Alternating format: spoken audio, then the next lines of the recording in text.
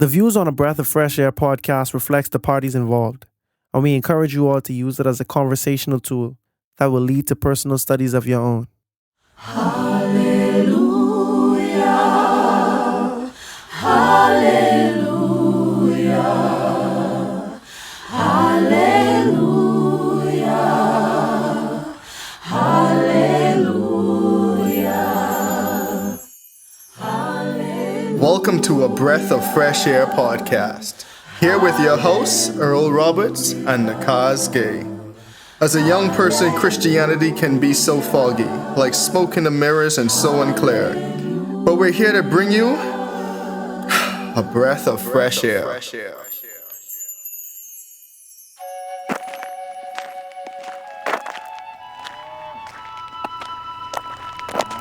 The Lord bless you! I have carried out all of the Lord's instructions. What then is this bleating of sheep in my ears, Saul? What is this lowing of the cattle that I hear? The soldiers brought them from the Amalekites. They spared the best of the sheep and cattle to sacrifice to the Lord your God, but we totally destroyed the rest. Saul, enough! Let me tell you what the Lord said to me last night. Tell me. Although you were once small in your own eyes, did you not become the head of the tribes of Israel? The Lord anointed you king over Israel, and he sent you on a mission, saying, go and completely destroy these wicked people, the Amalekites. Wage war against them until you have wiped them out. Why did you not obey the Lord?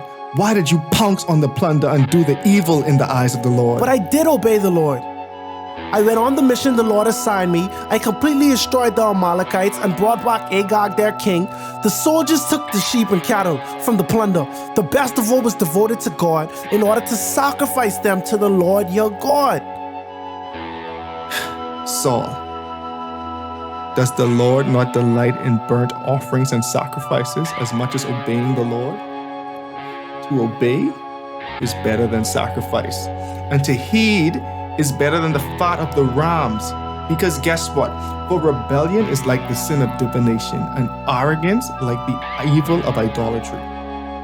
Because you have rejected the word of the Lord, he has rejected you as king. I have sinned. I have violated the Lord's commands and your instructions. I was afraid of the men, so I gave in to them. But now I beg you, forgive my sin and come back with me so that I may worship the Lord. I will not go back with you. You have rejected the word of the Lord, and the Lord has rejected you as king over Israel. Samuel, wait!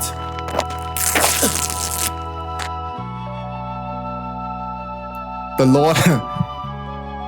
Lord has torn the kingdom of Israel from you today and has given it to one of your neighbors, to one better than you. He who is the glory of Israel does not lie or change his mind, and he is not a human being that he should change his mind. I have sinned, but please honor me before the elders of my people and before Israel. Come back with me so that I may worship the Lord your God. Fine, I'll come back with you and worship, but this may be the last time you see me.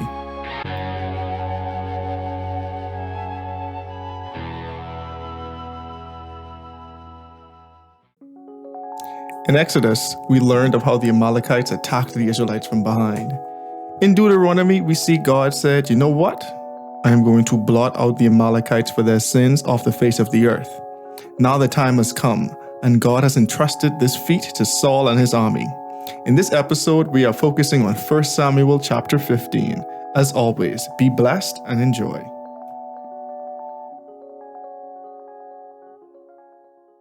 All right, welcome back to another episode of a Breath of Fresh Air podcast. And this week, we're back. We're back. Like we're back. We're back in person recording for the first time in like 5 months. Yeah. That's incredible. But through it all, God has been good. God has been faithful. Your delay is not your denial, as people say. I never heard that. You never heard that? Nope. Well, your delay is not your denial, bro. Like, and it goes by a couple of things we say in the podcast. I guess this will be our weekly reminder here, but weekly thought, whatever we're calling it. But yeah, man, because think about it, like if God's timing is perfect and our timing is not, we want things to happen in our timing. And so, the funny thing about it, like the same thing you'd be praying for, you want it right now, but God gives it to you maybe like 2 years later, for example. And you're like, bro, it still came. It might have been delayed, but it wasn't denied. Yep. And so it's like, it's still a blessing. Like it was a blessing 2 years ago, it's still a blessing today, but it's like sometimes, I shouldn't even say it's like, the journey that you go through on the way to your blessing is more powerful than just getting the blessing. Because a lot of people want God to do things for them, but they don't want to be the person that they need to be in order to receive that blessing. And that's the thing that a lot of us Christians, people in the world in general, but mostly as Christians, we need to take into consideration. We want the blessing, but sometimes God's like, can you even handle this blessing? You think you want it. But if I give this to you right now, this potentially will be a stumbling block for you. Yeah. And I can't give it to you now, because if I give it to you now, you're going to be mad at me later on down the line and you can't even see it yet. Consider what Joseph had to go through. And I'm not talking about this, the getting betrayed part, right? But Joseph had to be faithful in the in Potiphar's house. You understand? He had to prove to be exceptional slave in Potiphar's house, and then he also had to be an exceptional worker in the king's guard or the prison, in the prison as well, in order to gain that experience and that knowledge to be part ruler over Egypt. You see what I'm saying? So, like while he was working at the prison, he was going hard with no light to the end of the tunnel, bro. And a lot of people, it's easy to work when you could see progress. You see what I'm saying? But these are this is the situation that Joseph had to go through just to be prepared to be such a powerful man in Egypt. Exactly. You see what I'm saying? So, but if someone had, if he was sitting around thinking about his dream all the time, he'd have been like, God, you say out there was gonna be bowing down to me, but here I am in prison. And these thoughts probably did run across his mind, but after it was all said and done, it makes perfect sense why Joseph had to go through certain lessons that he learned. I'm not saying that he wouldn't have learned these things had he not been sold into slavery, but you could see how his time in Egypt before his promotion prepared him for that promotion, And even on that story, if we fast forward 400 years in the future, one of his family members' descendants, Moses, essentially went through the same thing. He was groomed to be in charge of Egypt, even though he was an adopted son. He wanted to almost essentially start a Hebrew revolution, kill the Egyptian and everything. But God was like, this ain't the time, and this is not the way it should happen. You know what I'm saying? So Moses ran away, got exiled for a while, and God humbled his heart, literally took him on a journey in the desert, humbled his heart, made him almost a completely different human being. Then he said, okay, now you're at the point where you're still going to do what you wanted to do and rescue the Israelites, but you're going to do it in a completely different way. So now your blessing got delayed, but you weren't denied the blessing. And so it's all about, again, trusting God's timing, trusting God's will. And you said it best, having that faith. Because that faith, when you're going through that journey, when you're in the prison, when you're in the desert, when you're in your time of refuge, time of trouble, and a blessing is on the other side. And guess what? You might not even know the blessing is on the other side, but you ask God for a certain thing and you can't see how it's manifesting itself. Just trust God and have faith. Just definitely trust God and have faith, because God knows what he's doing. And if you really believe that, you have to trust that it's going to work out for the best. It might not work out in your time. It might not work out the exact way you have it planned in your head, but God's going to work out something better than you can even imagine. Amen to that. So this week, we're talking about Saul again. It's like, I can't even make it any better than that. We're talking about Saul again. Last week we saw how Jonathan infiltrated Exactly. the Philistines. Jonathan infiltrated. Saul made a foolish oath. He made the people take a foolish oath. Jonathan was the one who betrayed it because the oath was made not even in his presence, so he didn't even really agree to this oath. Saul realized that they were essentially starting to lose, and he was trying to figure out, no, God didn't answer his sacrifice. Yeah. And he was like, so what's happening? Someone had to break the oath. And they decided to cast lots since God wasn't answering the sacrifice. And anyway, he found out it was Jonathan. And he essentially wanted to put Jonathan to death. But the people of Israel essentially saved Jonathan and told Saul, guess what? He's the reason why we won this battle. He's the one who have faith in God. We're not going to let you kill Jonathan. Yep, Saul was basically saying, as surely as God lives, I will kill him. And the Israelites was like, as surely as God lives, you will not kill him. And so they just had a stalemate, essentially. Yeah. And just to recap, we've seen Saul been on his own downward spiral at this point. It reminds me of the book of Judges. When we just saw the Israelites starting to go down and down, judge after judge after judge after judge. But the funny thing is, they wanted a king. They really wanted a king, Kazi. They really wanted a king. And now that they have a king, their king is following the same cycle as before the time they had a king, in my opinion. I could be wrong. Yeah. So it's I don't know. I'd kind of lean towards the middle, kind of like a hybrid type of thing, because at least he ain't leading you to idolatry. You see what I'm saying? And that's that's what the judges was into, most of the time. I ain't gonna say Samson did that or whatever, but during the time of I don't know, bro. Because when we think of Jephthah ain't really leading them to idolatry. Jephthah do what he's supposed to do, but his own morals, he just, he didn't see a problem with child sacrifice. And as a matter of fact, he thought that would flatter God. And I guess I see what you're saying, because Saul actually going out his way to do oaths unto God, and it would require killing people for no reason. You know what I mean? Exactly. But the judges overall, but when I think of the judges, I just don't the latter half of the judges, I just don't consider these to be people who really was trying to consult God for real. You see what I'm saying? We can see Saul, tries to talk to God, even though he does it the wrong way, the way that God says not to communicate with him. That's the way he tried to do, but I see Saul just as being just like a narcissist, power hungry type of dude, but not so much leading the Israelites to idolatry, basically. That's my point. I could buy that, because we don't really have him leading the Israelites astray from a top-down level. We just see him, like you say, just more power hungry, more controlling, more I want the glory, not giving it to God. So I buy that. So I guess, long story short, we're in 1 Samuel chapter 15. And so just starting off, we'll say 1 Samuel 15 verse 1. Samuel said to Saul. So now we see Samuel is back in the picture, because last chapter we had a completely different priest. We had one of the descendants of Eli's children. And so now we see that we have one son of Ichabod. So now 1 Samuel 15 verse 1, Samuel said to Saul, I am the one the Lord sent to anoint you king over his people Israel.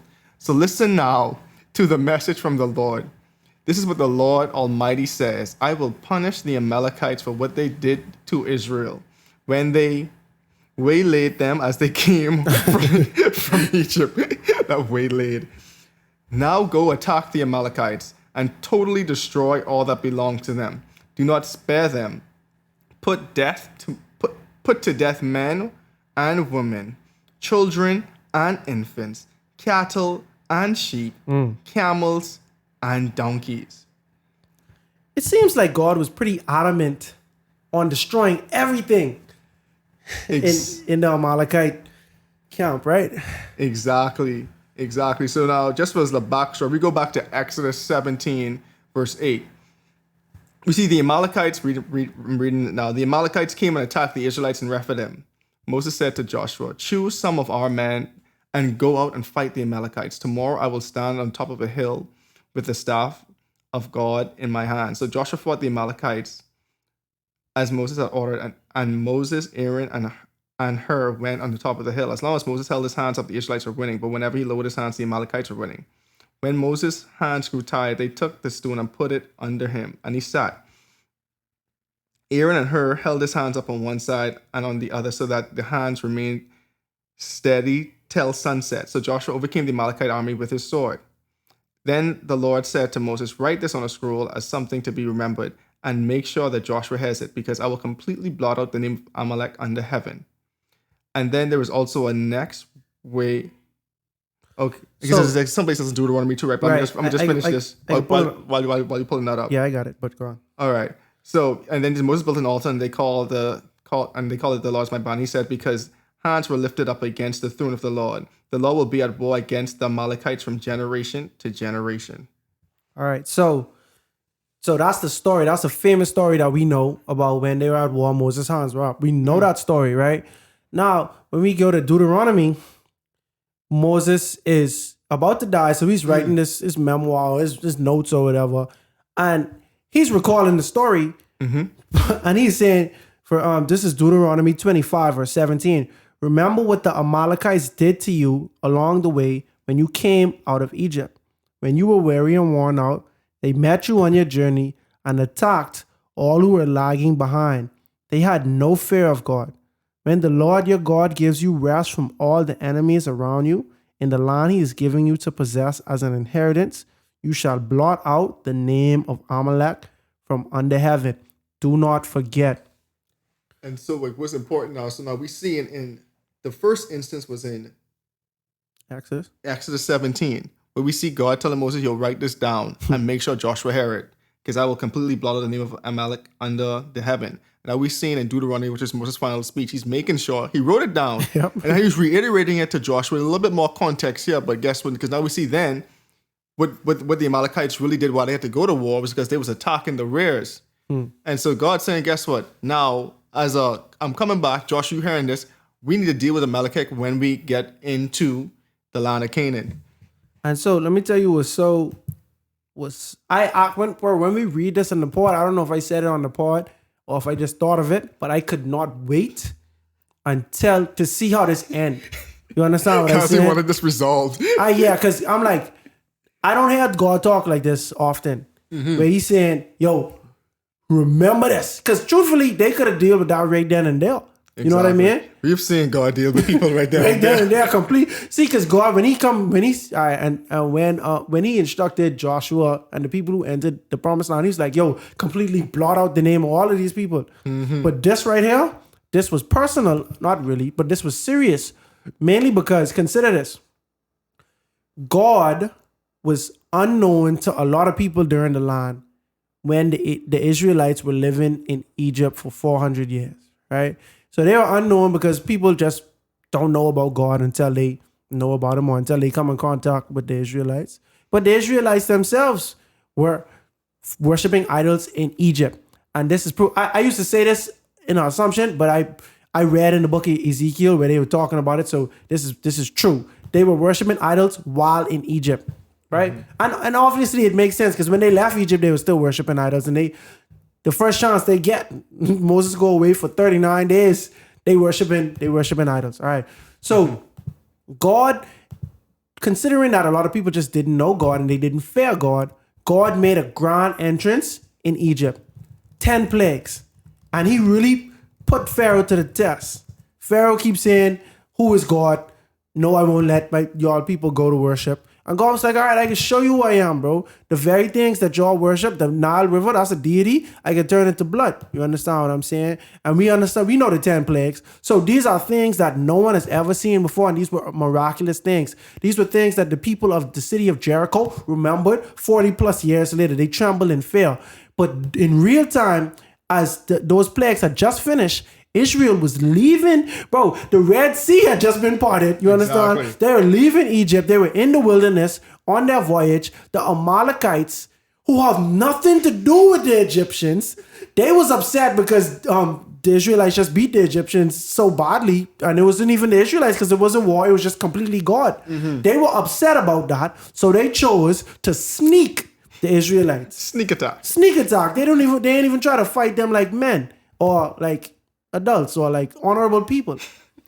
They chose to sneak the Israelites. And so that was very distasteful. That was obviously not reverent, because it's God who lead these people. It wasn't like this just a random army that poses a threat to you, although they probably would have posed a threat to you. But y'all sneak people, women and children. You understand? Y'all wasn't fighting soldiers. And God was like, you know what? We will remember that. We will remember how disrespectful y'all were to the Israelites and to the Most High God.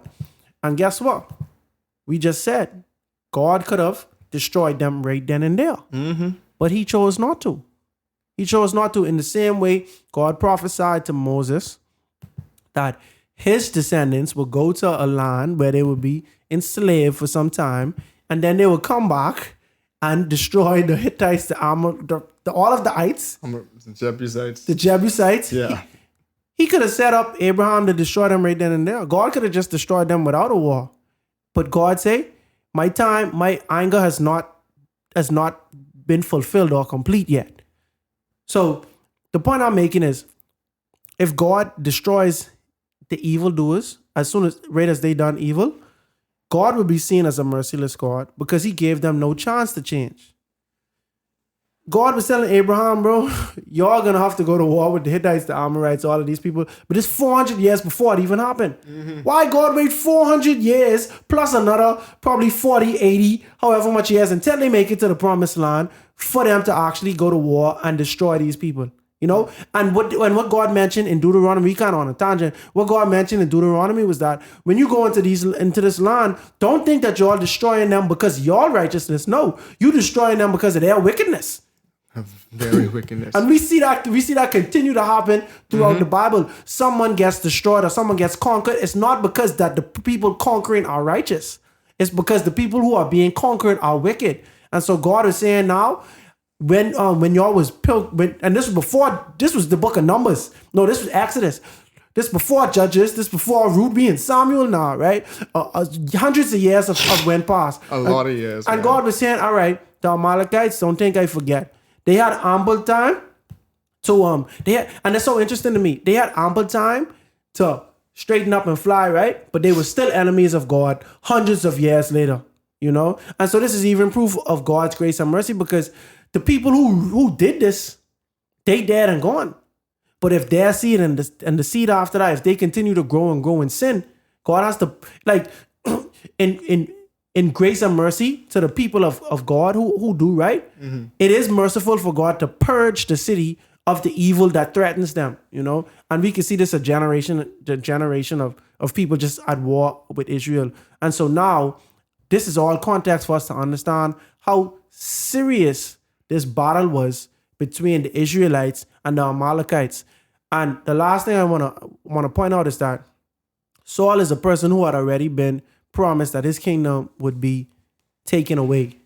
However, God didn't trust Samuel when Samuel was a judge with this. God didn't trust Samson, Joshua, none of these people with this. He trusts Samuel with this. And so I want to make another case for God's mercy towards Samuel. God asked Saul, for God's mercy towards Saul. Saul. Samuel asked Saul to wait 7 days at Gilgal before he do the sacrifice. Saul failed that test. It resulted in his throne being promised to be taken away. However, God gives Saul an even bigger task. You understand what I'm saying? Like, to me, that's mercy. Because despite the fact that, despite the judgment that you about to face, I given you another opportunity to be loyal, to be obedient, But in the first text, I was taking Saul's side because the man make an honest mistake. He chose to worship God in a way that seemed right to him, But in this chapter, we get to see Saul with another test. We get to see how he handles another test from God. Basically. One that if you read it up on your Jewish history, literature, read whatever like the Torah, well, Judges and all these other scrolls that you guys had at that time, you would know how important this task really is. Mm-hmm. You know what I'm saying? Like, you should know the story of how Amalek and the Amalekites came back and attacked you guys, and God had to completely blot them out from the land. And even if you didn't, God's giving you specific instructions right now. Do not spare anyone. Put death to men and women, children and infants, cattle and sheep, camels and donkeys. I mean, that's like what Simeon and Levi did to that town. Yeah, it's what God telling him to do. Yeah, basically do that. Kill everybody and everything. Anything that is living in that town, I guess, except probably the grass, kill it. Everything that has breath. You have... Well, that's not a breath of fresh air. Anyway, so in verse 4, Saul summoned the men and mustered them at Telaim, 200,000 foot soldiers and 10,000 from Judah. That's a lot of people. Yeah. Saul went to the city of Amalek and set an ambush in the ravine. Then he said to the Kenites, "Go away, leave the Amalekites, so that I do not destroy you along with them. For you showed kindness to the Israelites when they came out of Egypt." So the Kenites moved away from the Amalekites. Then Saul attacked the Amalekites. So it's going so good. Saul attacked the Amalekites all the way from Havilah to Shur, near the eastern border in Egypt. He took Agag, king of the Amalekites, alive. Hold on now.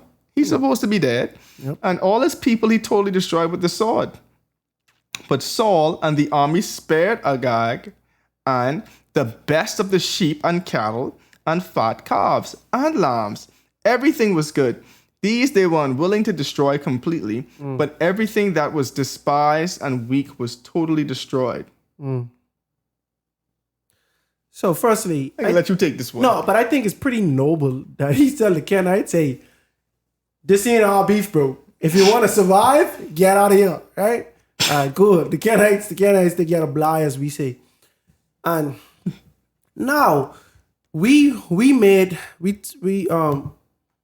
actually made a point to kind of emphasize how important this battle is. Right? We give you the backstory, the history, and it's a consistent theme.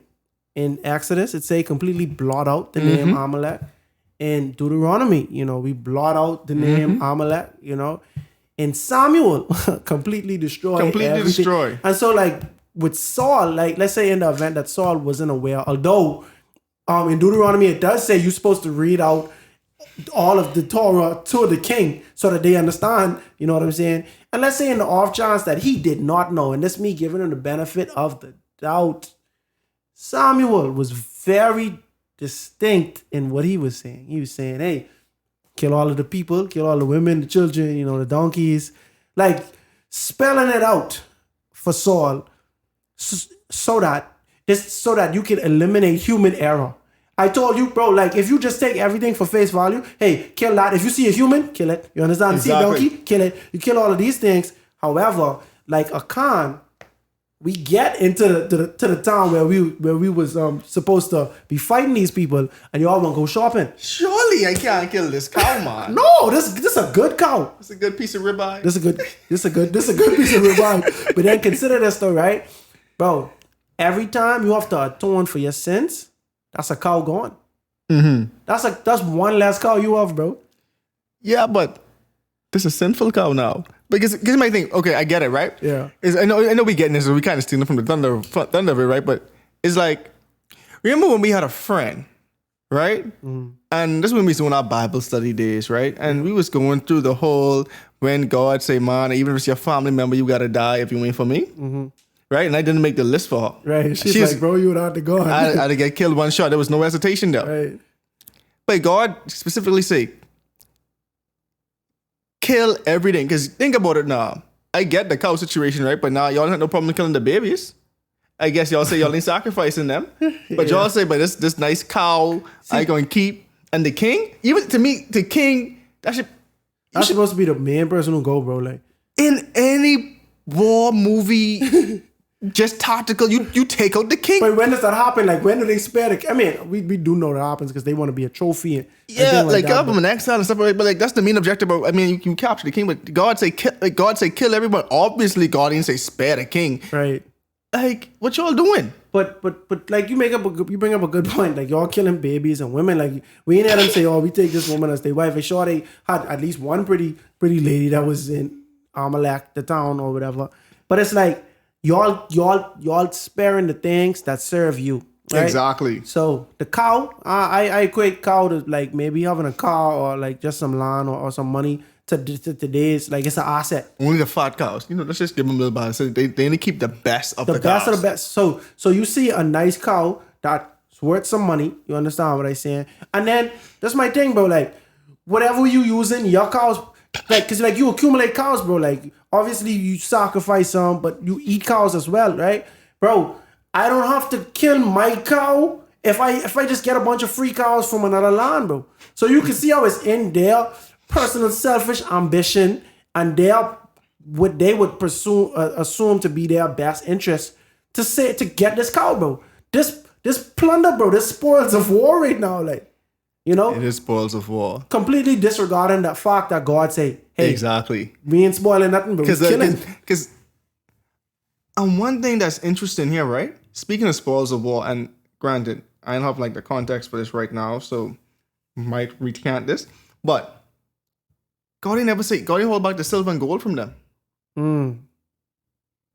That's true. Because usually, because he specifically say, don't take no silver and gold in the case with a Khan. Yeah. Don't take nothing.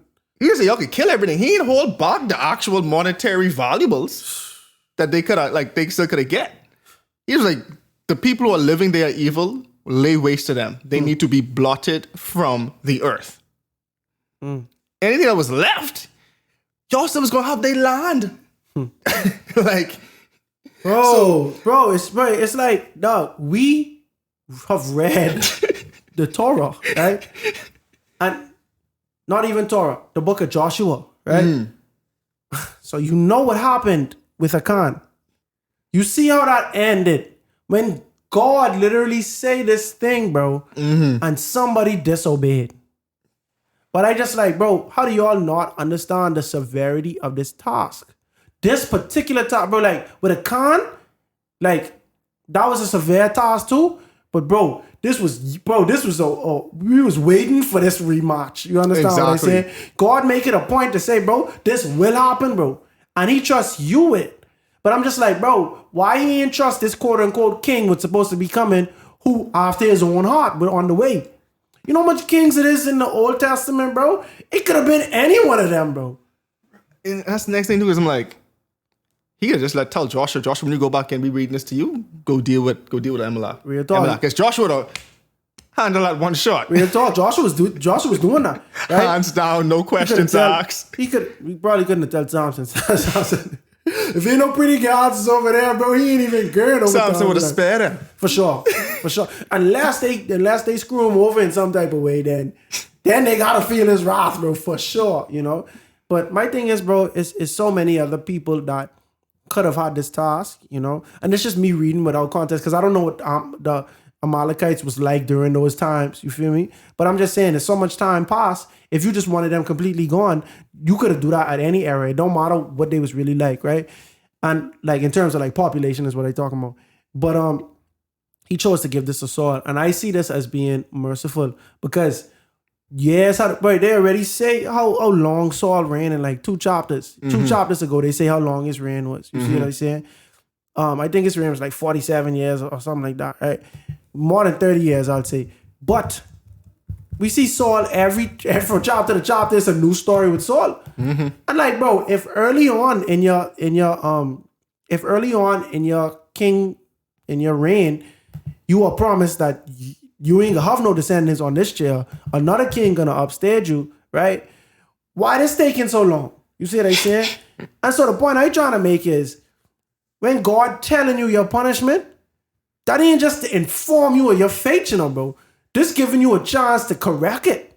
This giving you a chance to right your wrongs or to atone for your sins, bro. You understand what I'm saying?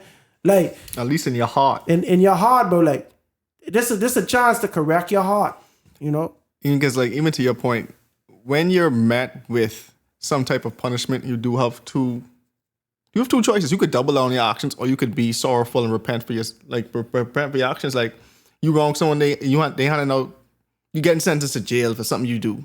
You could double down and be like, bro, I ain't even sorry for this no more. You could be like, you know what? I might still go to jail, but I'm actually genuinely sorry. Can you guys forgive me for whatever I did? Yada yada yada. Like whatever the circumstance might be. Because the reason why I say because the sentencing is still going to happen. In most cases, God sometimes lets people off the punishment. But in most cases, the sentence is still going to happen. Because we saw Moses. Yeah, Moses was still sorrowful, but guess what? Yeah, you still ain't entering the promised land. Sorry, bud, it's not happening. But now watch this, right? So that's one, right? And Moses is a prime example because he was a leader and he was repentant. You understand? And I truly believe Moses made a mistake. You understand? Like He been through a lot too for that. Yeah, and he been through a lot. Like I don't even really think that was too much of a hard issue, and it could have been pride that he was dealing with being the leader, you know. But at the same time, the man was obviously sorry, you know. And then through his contrition of heart, we could see where he got an even better reward than the promised land. Because bro, if he'd gone to the promised land, I would have just even been even more stressed. He would have been going through with them. You know what I mean? But then consider this. In the book of Judges, the Israelites, they would disobey God. God would give them over to the people who they trying to be like, right? Then they would cry unto God, and what God would do? Reverse it. He would rise up a judge, you see their sins, and free them from their bondage. You know what I mean? So we see where people do the wrong thing, you know, God punished them. They do the right thing, and now, you know, the punishment is reversed. You understand? And so Saul has missed that kind of theme or that kind of idea. You know what I mean? Because Saul, God blessing him with other opportunities to prove himself, other tests. But God keep giving him other opportunities to obey, right? But at the same time, if you disobeying, this you building a case against yourself, right? So watch this now. Now, this is the funny thing. From that first story, if God did just take away his kingdom and kill Saul, or just take away his kingdom, people like Nakhaz would have been like, but that ain't fair, bro. This is a simple mistake, right? But then we see in part 2, when Jonathan answered the call or the inspiration that God might have put on his heart, when Jonathan was being zealous for God, Saul make it about him. Oh no, y'all gotta, until my enemies, or you know, ain't nobody eating until you see what I'm saying? Like I. That's how Saul looking, right? Now this last time, this another chance God giving Saul, right? And we see where Saul just completely not obeying, and it all boiled down to what Saul prioritizes as to be the more important thing.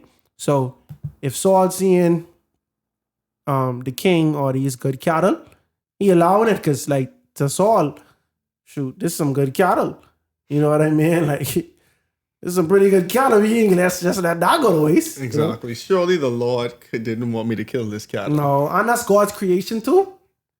Mercy. So now in verse 10, we see then the word of the Lord came to Samuel. The word of the Lord came to Samuel. Interesting choice of words, and I love it, but in the essence of time, we'll keep going. I regret that I have made Saul king, because he has turned away from me and has not carried out my instructions. Samuel was angry, and he cried out to the Lord all that night. Early in the morning, Samuel got up and went to meet Saul. But he was told Saul had gone to Carmel. There he has set up a monument in his own honor and has turned and gone down to Gilgal. Wow. So you're really seeing things what Saul has been doing. He not only spared the king and took some of the choice animals, he already made a monument in his own honor to congratulate himself. Exactly. Memorialize this for everyone. Yes, Saul defeated the Amalekites. That's crazy. And then so when Samuel reached him, Saul said, "The Lord bless you." So happy. I have carried out the Lord's instructions. I can imagine him so full of himself. I really do this. Yeah, and he get ahead of it too, because he ain't allow Samuel to like start the conversation. No, like the Lord bless you. You bless. Yeah. You in my presence, you bless. And I telling you ahead of time, I do everything you say. Exactly. So you're Yeah. trying to get it like Amalekite. I already deal with Done. that. So he ain't even too much to talk about right now, bro. Just know I did it. You see what I'm saying? Then Samuel said, "What is that bleating of sheep in my ears? What is this lowing of the cattle that I hear?" You see Samuel sharp, and then at the same time, Samuel already informed. I already know these things. Yeah, bro. Like, I already know these things. What you gonna do? You lie to me too? You gonna keep it out these things to your charge? What you gonna do? like Samuel, like, all right, you do everything. What this is here? what this is? I get a little like, what's going on? Like, where they come from? Did y'all bring them to war with you? Like, what's going on? Yeah, you can't even lie, bro. You can't even lie, dog. But he was but that's the thing, right? So my thing is, he was already celebrating, bro. Like he was already celebrating himself. Exactly. So it was really about Saul. Like this ain't have nothing to do with God, nothing to do with God promises, none of that, bro. I do this. Exactly. And that's how Saul was giving it up. And think about it too, going back to our earlier points. This is something that God promised would happen. And now you, in your pride, your self-exaltation, take the glory away from God. And you're so full of yourself, you can't even see that. And that's crazy. Because he clearly thinks he's doing something great. And we the most important line coming, but you can see like in this part right here, he clearly thinks he's doing something great. Yeah, dog. Like, yeah, God told me to kill the Amalekites, and I destroyed 99% of them. But God didn't ask you for 99%. And that's what a lot of people get wrong too. And sometimes this is me talking to myself. Like God asked you for 100%. He ain't asked you for 99%, 99.9%. He asked you for 100%. And we feel a lot of times that our 99.9% is good enough for God, and it ain't. Because God called me to say, destroy everyone. I don't care. Like I don't care about your sheep, bro. Destroy them. I don't care about the king. Kill him. This ain't about you. This is about me. And a lot of times we make it about ourselves. Like, oh yeah, God, I did good enough. God didn't say, I don't want no good enough in this certain instance. I asked you what I asked you for. And then we rationalize what is the appropriate way to shortchange God. Mercy. You see what I'm saying? And it's based on our priorities. You know what I mean? Like God ain't, but you know much times in a week I say, God ain't watching that. Or God ain't really care about that. You know what I mean? Like it might be a sin that I do that's small in my eyes. You Exactly. know? And I like God don't really care about that. You know? But that's the problem. I can't speak on behalf of God, bro. You see what I'm saying? I can't determine what ways I could disobey God. You hear that sound? Like I'm not the best judge of saying, all right, this way, this a loophole. God ain't really gonna care when I do this, even though he say don't do it. So it's like the 10 Commandments, right? Thou shalt not bear false witness. Bro, I was going to say that just now, bro. That's right. That's be the one that's whooped me, bro. Because even the small white lies, that's so innocent, and like, really and truly, it ain't affecting you or me. Right. That's be the ones that get me. Like, I just telling this to get off my back. That's what I said.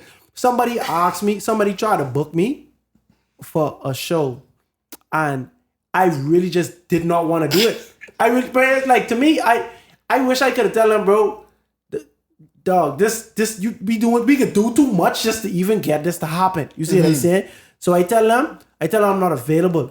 You see what I'm saying? Now I give them the impression that I'm booked. You see what I'm saying? Well, I'm very available. You see what I'm saying? But I'm not available to do that. To do what you want me to do. Bro, you know how much times that situation happened to me and I just wanted to be like, yeah, I busy that day, or I book out that day, or I book out that week. Bro, when people asking me to perform on the Sabbath or to do anything on the Sabbath, I just want to be like, bro, I have X, Y, Z to do on this day, opposed to saying, I observe the Sabbath, I keep the Sabbath holy. You see what I'm saying? And you see the problem, bro? I just rather pacify the situation. You know what I mean? I don't want to nip it in the bud. And that's a privilege that honesty gives us. You see what I'm saying? Like with the little, bro, like truthfully, if every time you ask me, hey, go for a run with me, I got an excuse, I have to keep lying and keep lying. But if I tell you, bro, no, bro, you see what I say? I do not like that. I don't know. So crazy. I'm never gonna do that, bro. Listen, in 1 John, like John says, the truth will set you free, and it's so true. Like it's bro. literally liberating. Bro. But it's like people just rather say what they think the right answer would be to pacify the situation. That's all it is. But now to get to it, to answer Samuel, Saul said, the soldiers, now he ain't even including himself in this, the soldiers brought them from the Amalekites. They spared the best of the sheep and cattle to sacrifice the Lord your God, but we totally destroyed the rest. So now, this is something I just picking apart here. Think about it now. So now the bad parts with Saul know is bad. He's trying to distance himself away from them. Yep. But the good part, we totally destroyed the rest. Yeah. So he included himself with the part, supposed to be right. But the funny thing about it, when you read up, it was specifically saying Saul and the army spared a guy, and they took the best of the sheep. Yeah. So because Saul was a part of this, and guess what? Again, might be me going too hard on Saul, but you are the king. You are the commander of the army. If your men are going contrary to the orders given, it is up to you to step in. So even if, giving him the benefit of the doubt, his man really did say, let's spare these sheep and these cattle and these camels and these goats and whatever, it's up to you to say, no, that ain't what God say. That ain't our orders right now. Your orders is to kill them. And it ain't up to you to determine what we sparing and what we not sparing. Yeah, and so with a con, right? A con stealing, nobody knew. Nobody knew. Exactly. You understand what I'm saying? Now, you can't hide sheep and cattle and all of these things. You see what I'm saying? So Saul, the fact that he knew, he can't say, my soldiers, right? That's number one. But then number two, when he met Samuel, he said, I did everything. Exactly. Right? So you can't turn around and say, the soldiers spared this and that and the third, because when you got the command to destroy everything, obviously you wasn't going to be the one to kill every single thing. The soldiers, you along with the soldiers, were supposed to kill everything. So if the soldiers didn't do that, then you didn't do it. You see what I'm saying? So you can't even say the soldiers, because when I read this, I ain't even gonna lie, bro. I might just have a soft spot for Saul, bro. I ain't gonna lie, because I was just like, man, the soldiers do it, and he just wasn't man enough. You fall for that? But I fell for it. I fell for it, bro. But I understand that the chain of command, like, I understand that you is the leader, bro. You see what I'm saying? So, like, ain't no excuse. But I thought he just was like, peer pressure, like, man, I want to seem cool in front of them, XYZ. But at the end of the day, bro, who you rather seem cool in front of them or God, bro? It's just a sheep, bro. Bro, when I was a dean at Walla Walla, right? It's crazy. Because when you're a dean, you're a student, but you still got, like, the authority of the dorms, right? People respect you more when you actually follow the rules, and you're still cool with it. Like, I used to have, I wouldn't say friends, but associates come, like, let's say they violate, like, curfew or something. They come to me. They know I ain't going to excuse it. They're just going to be like, Earl, I'm like, yeah, bro, you messed up, right? He say, yeah. I'm like, all right, then. But if it was a pushover, they come into your ear every time, like, yo, bro, like, do this. Like, excuse that. But, like, I say this all to say, bro, if you're in charge and you actually, do your command, like wield your authority with honor, but you still wield your authority, and people, like, respect you, they actually have more respect for you when you actually do.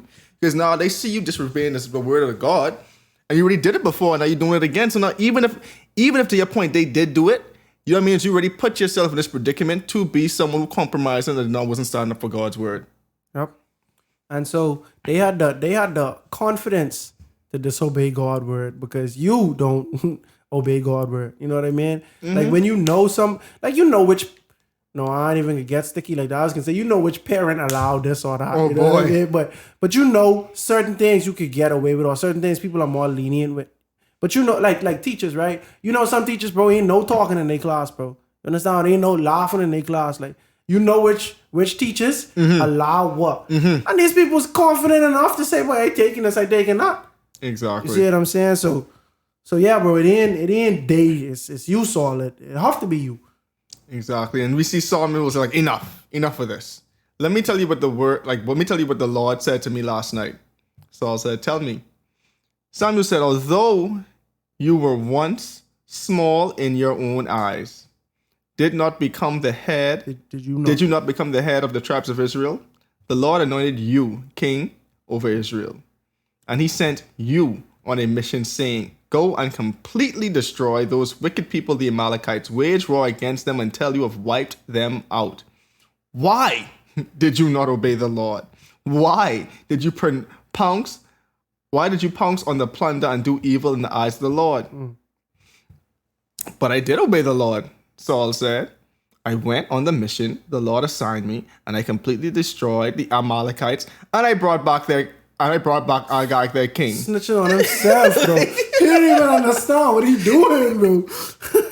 But like, how you can completely destroy them, but you spare the king? It just don't make sense. Don't bro. make sense. What you mean completely destroyed? What does that mean to you? That's back to 99%, bro. Like, Real talk. he said, do enough one person? Surely the Lord don't mind if I spare this one You person. can be alright with one person, man.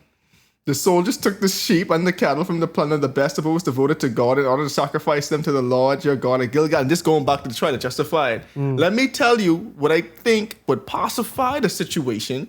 Because surely if I tell you this would be good enough for you to leave me alone and be like, all right, cool. He is validated in what he did. But the difference here is, guess what? You ain't doing this for Samuel, you know. You ain't doing this for Samuel, bro. No. You're doing this for God, and that's the difference. God tell you what to do. Anyway, I know. You see, it's like, it's so weird because I know we're coming in the chapter. It's like, I'm going to steal that thunder before time. I was trying my best not to do that this time. I know I do it all the time, but at the end of the day, right? Let's say they was sacrificing it unto God, right? You know, that's a slap in the face, bro. If God say, "Wait, don't do that," like remember, I can't remember if this was on the pod or not, right? But if someone say, "Bro, hold my money," if I say, "Bro, this is my life savings, bro. Hold it for me, dog. I don't want to spend it." And you don't spend it on nothing, right? And you go and buy me a house with that, right? You nigga got me mad, bro. But you buy the house for me, you know. Exactly. This is a house for me, bro. No, not even an asset, bro. You buy me like a ticket to go see my favorite artist or something like that. You see what I'm saying?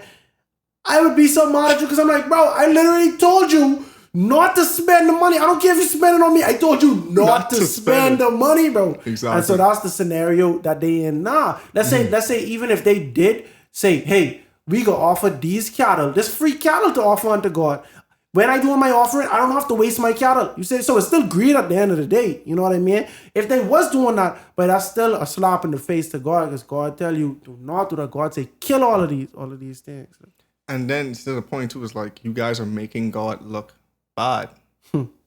Like, and to me, like, that's the point he's missing. Like, you making God look bad. God said something would happen, and he's using you as a vessel for it to happen. He's using you as a vessel for this to happen. But now you making me look like I don't keep my promises. That's a fact. And I think like that's the part with like aggravating God so much. Like, to your point, I gave you this blessing, but this was a very important blessing. This is for my glory to be shown. Yep. And this is why, this is why the Israelites had it so bad when they had to spend that extra time in the desert, because y'all are not faith. Now y'all making God look bad. And God said, all right, cool. Like, y'all ain't got to be the ones to enter. I'll let y'all children enter. But now, Saul, you was the one saying, guess what? What God saying ain't important. And I taking the glory. So we know who we know the hierarchy of Saul, bro. Like, And that's the next thing too, is like, think of what God said, I will wipe them out. yeah. This man make a monument. Saul Yeah, bro. defeated Amalek on such and such a day, yada yada. But however they was calling years back then. That's a debate for another day. Yeah. But so think about that. And so now till the line was building up for. But Samuel said, but does the Lord delight in burnt offerings and sacrifices as much as in obeying the Lord? To obey is better than sacrifice, and to heed is better than the fat of rams. For rebellion is like the sin of divination, and arrogance like the evil of idolatry. And that's, anyway, because I knew you'd say something before I come back to that. Because you've rejected the word of the Lord, he has rejected you as king. Because the reason why I like that line so much, arrogance, almost like idolatry, because remember you were saying like, Saul wasn't really leading them to idolatry. But in your arrogance, you essentially doing the same thing. He was. Exactly. So like, because like we see like, yeah, you might not have been like you might have been saying, yeah, I different than them. Like I ain't like the judges that y'all had before, because y'all ain't worshiping idols, but y'all worshiping yourself in pride and arrogance. So y'all take away the statues, but y'all replace yourself as a statue. Now y'all worshiping yourselves over me, because now you saying my word is better than God's word. That's powerful, bro. And I like how that come full circle, bro. You see what I'm saying? Because you can't pick and choose, bro. You can't say, oh, this person is sin better than this one, so this are better off. No, bro. At the end of the day, because it's a hard issue. And no pun intended, but at the heart of this issue, bro, is idolatry. So whether you saying they are erecting statues and worshiping, or whether they being arrogant, it's still idolatry. It's still an idol, bro. That's crazy. And in the literal sense, he did erect a monument. Quite literally. You see what I'm saying? For himself. Quite literally, bro. Like, and again, so now we seeing, and I know you love this line so much, so it probably chose to you, but again, is just the Lord delight in burnt offerings and sacrifices as much as in obeying the Lord. To obey is better than sacrifice, and to heed is better than the fat of rams. See, but from the beginning of the Bible, it don't say that, but it say that, bro. When Cain and Abel offered a sacrifice, this led to the first murder. Cain offered a sacrifice that God did not want. And God was like, bro, if you do the right thing, bro, I will accept your sacrifice. But if not, it's sin not crouching at your door. So literally God was saying, bro, if you obey me and literally give me the sacrifice that I asked you for, bro, you would get the blessing that Abel getting, bro. But instead, bro, if you do not obey, sin is crouching at your door.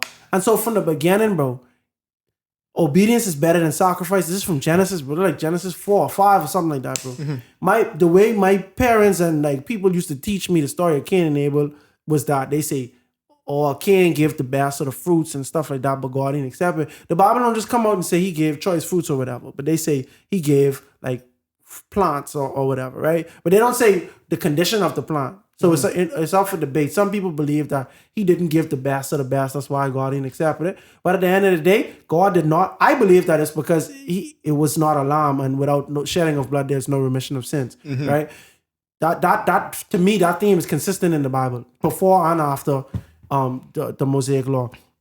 However, the fact of the matter is the sacrifice that Cain gave was disobedient to God. And here we see thousands of years later, thousands of humans later, a new king, Saul, is still having to learn that the hard way. And bro, this is so profound to me, bro, because I have spent a lot of time when I knew so little of the Bible trying to talk about the Sabbath day, right? And some people who also did not know a lot about the Bible would tell me the seventh day is not the day to keep holy. You have to keep a day holy, right? But my thing is that being obedient to the fourth commandment that says the seventh day is the Sabbath, not any day. And so my thing is, I understand in a world where you feel like, bro, you giving God an offering that might take more out of you than keeping the Sabbath. It might be harder for you to keep Sunday than to keep the Sabbath, bro. But at the end of the day, God didn't ask you to keep another day. He asked you to keep the seventh day. Obedience is better than sacrifice. You see what I'm saying? It ain't a matter of what you feel like. It's a matter of what God say. Another example, idolatry. Again, right?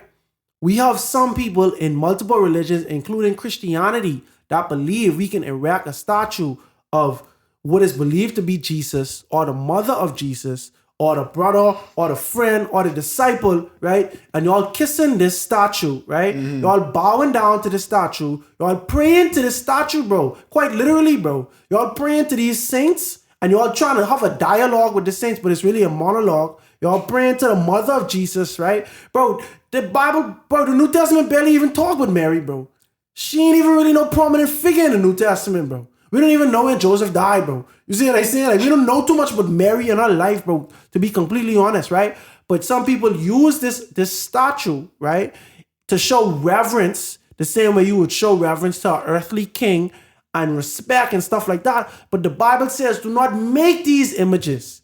You see what I'm saying? Bro, if you praying to a Mary or a Saint Peter or whoever, whatever, bro, you can't tell me that ain't idol worship, bro. That's not idolatry. You literally praying to them. Why, bro? The time you take praying to this person, you can be praying to God. Amen. You see what I'm saying? And again, obedience is better than sacrifice. If you feel like you have a connection with the mother of God, because this is the mother, bro. This is a holy woman, blah, blah, blah, blah. God ain't never say nothing but no mother, bro. As a matter of fact, when Jesus teaches how to pray, he say, Our Father.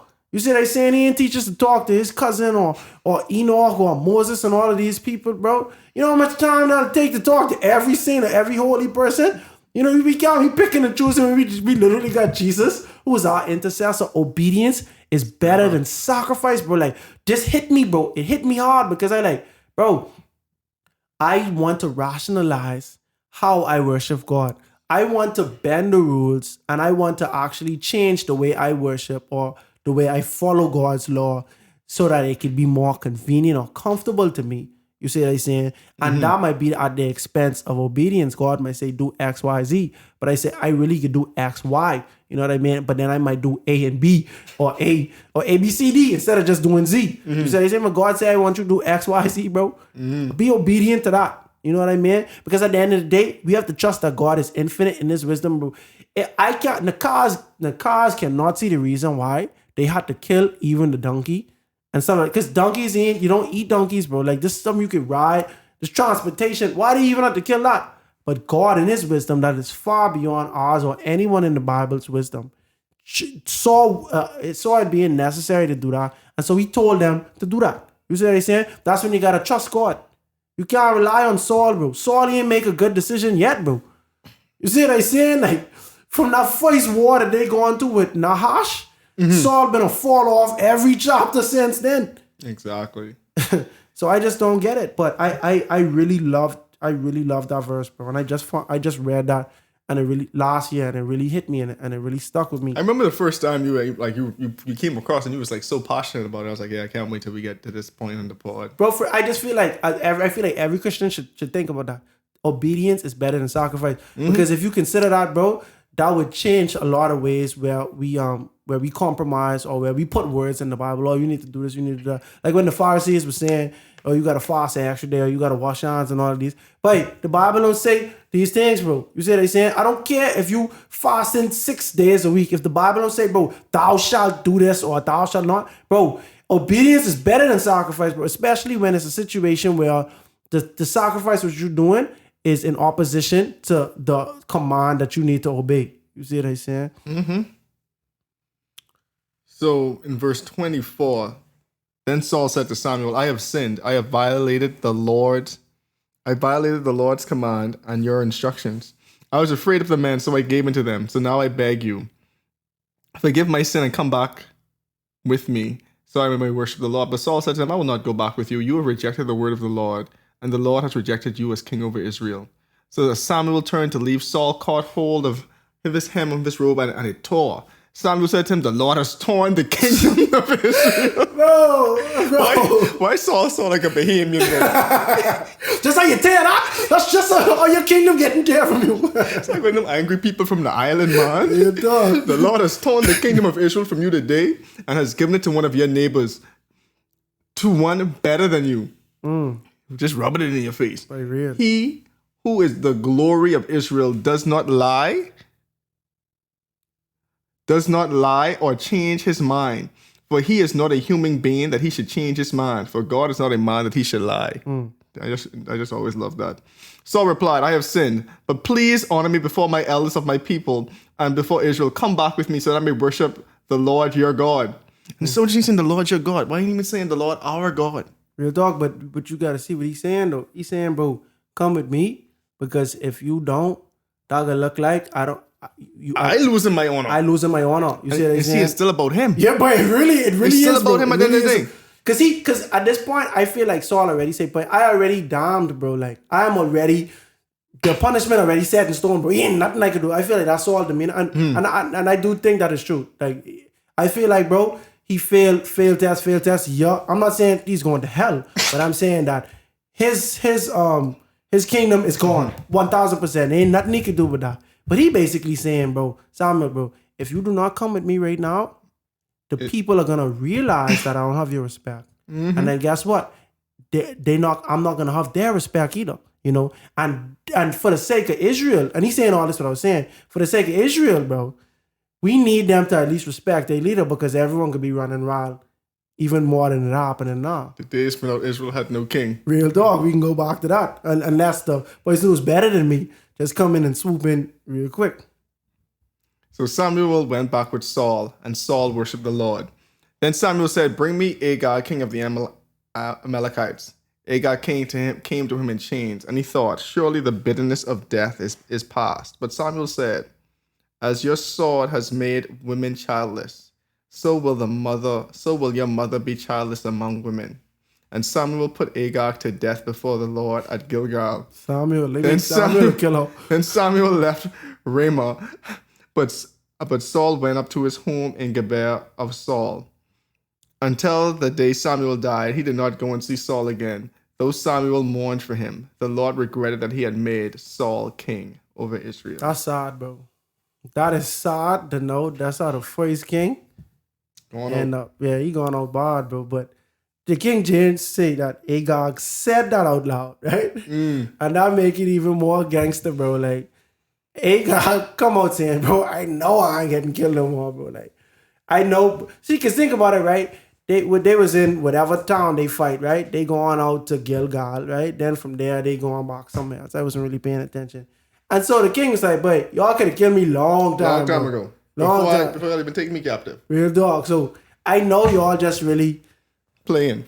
You see what they saying? So he Thought come they out was there bragging. Yeah, he say, but y'all playful, bro. And then this ain't even the king out here, really and truly. This the priest. Just the prophet, the priest, right? So watch this, right? So he's saying, bro, y'all is a jokey type of thing, because if this was me, I was killing y'all a long time. You know what I mean? So he rationalized in his head, bro, the time for killing done gone for real.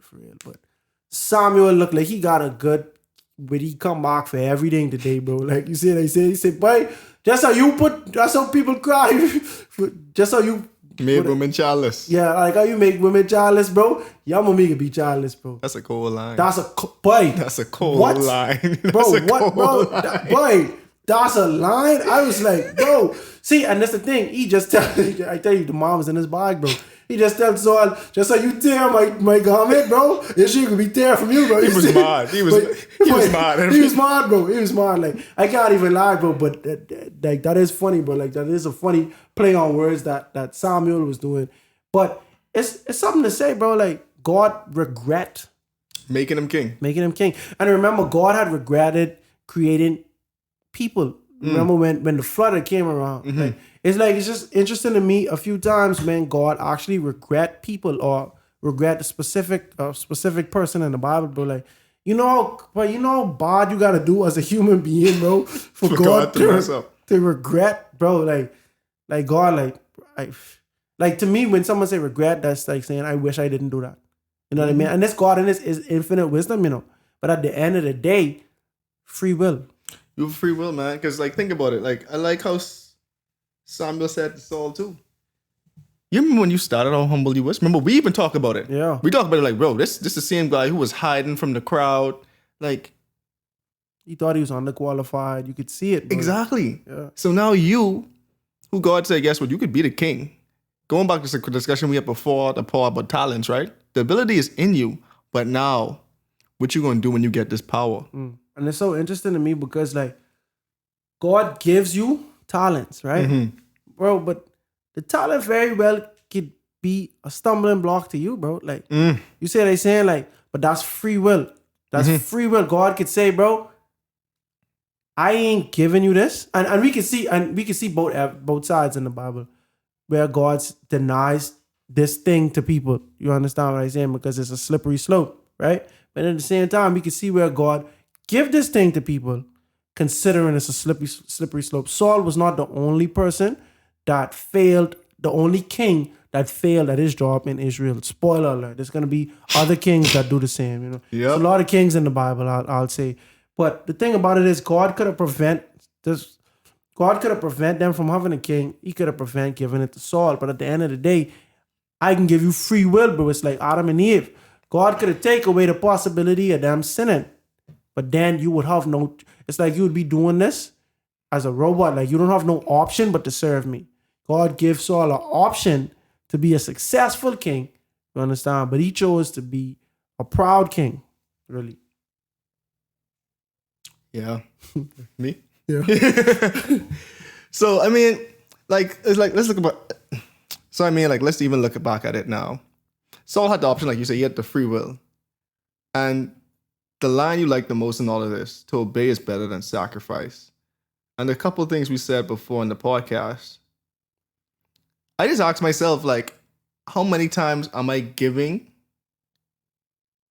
God not what he wanted? How many times am I rationalizing it for myself?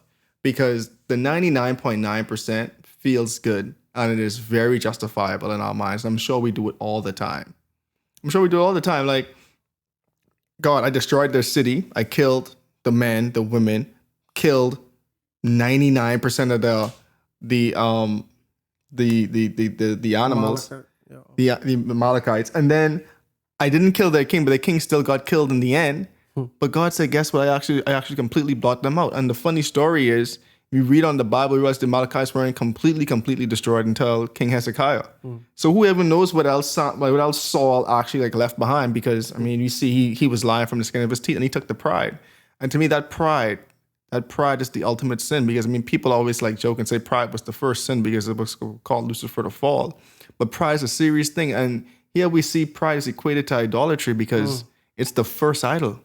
Because you might be saying, I don't worship no idols before God, do you hold yourself? Do you hold yourself over God? And that's a serious thing. Bro, they say rebellion is like divination, bro. But to me, that's crazy, bro. Rebellion is like divination. Arrogance is like idolatry. What? Bro, let me tell you, dog, like, the more deep you get into this Bible thing, the more you start to sound or feel like the people who you run across people who like heavenly minded and like, oh, you shouldn't be watching sports and you shouldn't be doing this and that. Bro, you know how arrogant you gotta be to be like the best in a sport, bro? Like, bro, you gotta put on a mindset, bro. I going out here and I am going to annihilate all these people. Nobody gonna stop me, bro. I gotta be the best. Like, you go on Instagram, you look at certain, like, cause my algorithms is crazy, bro. Like, they have people working out left, right, and center on my algorithms, bro. But I'd see people who stand in the mirror and they're like, bro, you are the best. You are this and that and the third, bro. And so I don't even want to get too deep in this conversation, but just considering the seeds of arrogance that you planted in yourself. And a lot of times you need like a pat on the back because you might self-loathe, you know what I'm saying? You might self-deprecate, you might just be insecure about yourself. You understand? Which we shouldn't be insecure, because at the end of the day, we children of God. You know what I'm saying? We should have, but that should be our foundation. That should be our strength. Knowing that you should not be insecure because you are a child of God, not because of anything that you are doing. Because in the same way, Saul was insecure, right? Saul was underqualified. The Lord bless him. They inspire him. He even started prophesying. The Lord gave him all of the tools that he needed to be a successful king. And that went to Saul's head because Saul started realizing, bro, I am good at this. I am this. I am not. Completely ignoring the fact that it's God's grace that he was like this. We was talking about Nebuchadnezzar off mic. But Nebuchadnezzar was able to defeat the Israelites, not because Nebuchadnezzar was good or this conqueror. In the history books, they can remember him like that. But the Lord allowed the Israel to be given over to him because Israel was unrighteous.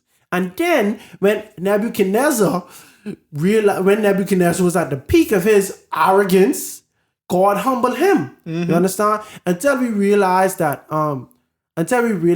even the success that we have, right? Whether you attribute it to your hands, you have to realize God did not stop it from happening. It could really be, God could have not give you the success. This could be a stumbling block, a slippery slope that lead to your downfall. God could have not bring that to you, right? But you gotta accept the fact that God didn't stop it neither.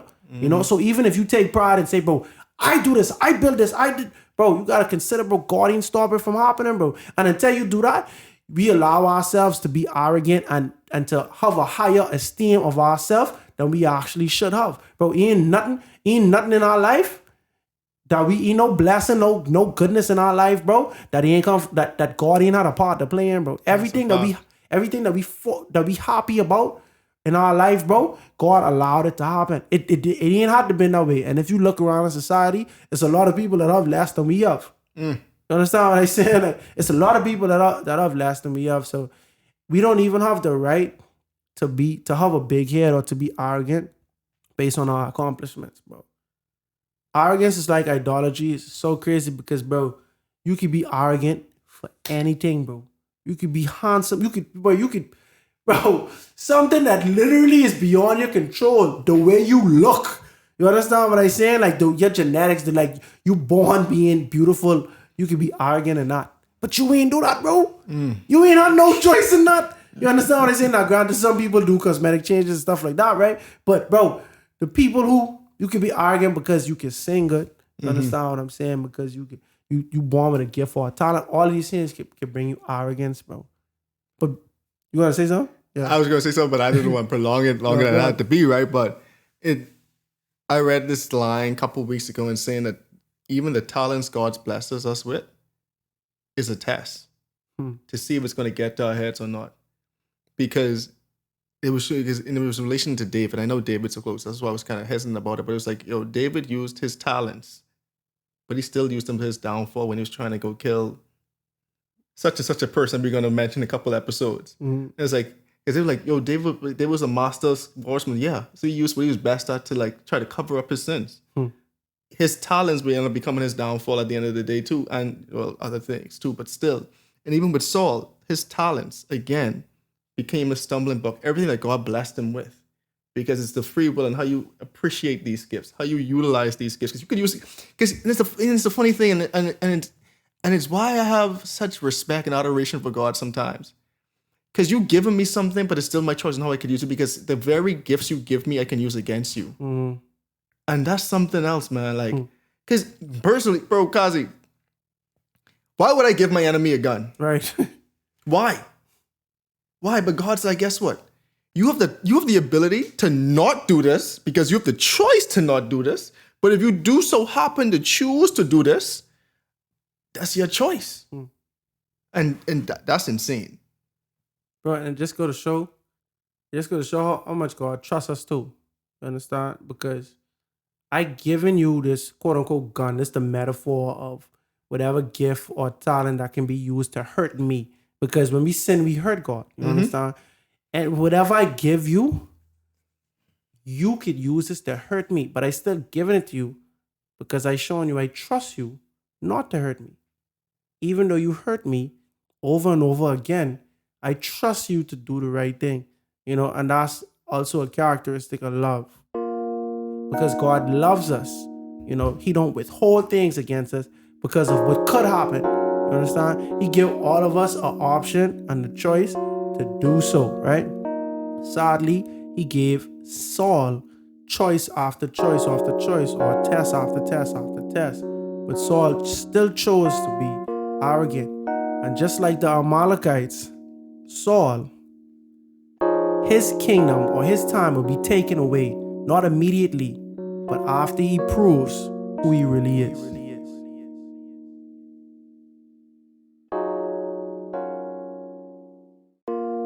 Saul was the most suitable candidate to be Israel's first king.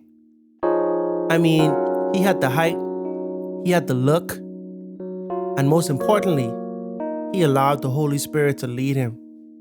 But somewhere throughout his reign, he lost sight of the source of his prosperity. King Saul had sought to uplift himself, and in doing so, he disobeyed God's commands time and time again. And now, God has already chosen his successor. But we'll talk more about Samuel and his visit to Bethlehem on the next episode of A Breath of Fresh Air. Tonight's episode included voice acting by your hosts, Earl Roberts and Nakhaz. Remember to go ahead and research on your own in order to get a more firm understanding of tonight's episode. And if you enjoyed it, make sure to like, subscribe, and share with your friends. You can follow us on social media at A Breath of Fresh Air Pod on Instagram and BOFAPOD on Twitter. Thanks everyone, and we'll see you next week.